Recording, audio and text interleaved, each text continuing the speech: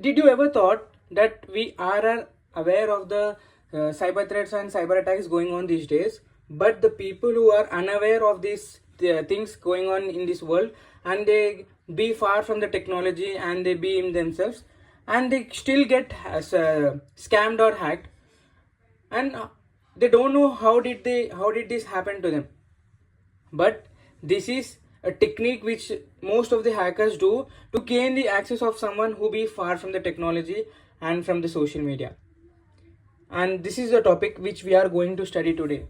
Hey guys, welcome back to my channel JNTUH Explainer, and today we are going to learn the topic of social engineering in vulnerability assessment and penetration testing. So let's get started. Let's start by learning what is meant by social engineering. Social engineering is an attack which is nothing but psychological manipulation that is tricking a person into giving out information or performing actions that compromise security. I know you must heard from your father that someone called them being a fake policeman and saying that your son or your daughter is under the police custody and you have to send this x amount of money to them so that they can release them. Or someone who may call them being a government official and taking their essential or sensitive information. Yes, I know you have heard that. So this all comes under social engineering. Let's learn what are the stages in this attack. There are 4 stages, which is first one is reconnaissance, second one approach, third one exploitation, and fourth one is execution. So what is meant by reconnaissance is collects information about the target, maybe your father, maybe your mother, maybe your grandfather, or someone who is far from the technical side. Second one is approach, contacts the target. Once the target gets locked, they contact the target, like being someone close to them or someone official or someone who if they use their name, your father or your parents or grandparents may trust them. And third one, exploitation, like convincing the victim. If they want your father's or anyone's targets bank credentials, they may convince your parents to leak the sensitive data. Once the data is sealed, none of your calls will reach to them, or none of the information you will get from their side. So basically, instead of hacking machines, the attacker is hacking human trust. What are the types of social engineering attacks? There are plenty, but I have written down some, which is phishing, spear phishing, pretexting, baiting, and tailgating. So let's learn about the techniques in social engineering. First one comes is phishing, and in this phishing, the most common technique the attackers used is email. With email, they try to attack us. First one is they have their personal emails, right? www.hackermail.com, for example.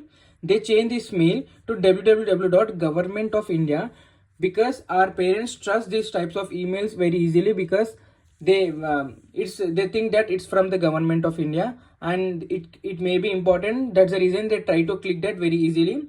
Builds trust to common people.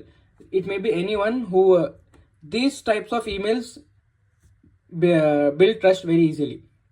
Second one is pretexting. What is pretexting? For example, someone may call you saying that I will hire you and I am the HR of this so and so X company, and they try to take the very sensitive or the basic information, and they start with basic information and they go on to your sensitive information. Like if you are a person who is hunger to get a job, you will do whatever they ask to you in return of a job, right? That's the thing, or that's the emotion they use to get the information from you. Third one is baiting. So what is baiting? For example, you have a laptop and someone wants to take your sensitive information. He does nothing to you. He will just inject like infected USB in your laptop, or he will inject a file which is like malicious, which contains malicious code, and he will write something like it's confidential. And human emotions, you all know that if they see someone which is confidential or which is private, the only thing they do is open that, and that's the time they come under hackers radar. Fourth one and the last technique I have written down is tailgating. What is tailgating? Like, there's an attacker who wants to get into a secure building and they don't have any ID card, because someone who wants to enter into a secure building of a company should have an ID card. So they use a person who, or a person or an employee of that company to like enter into that building.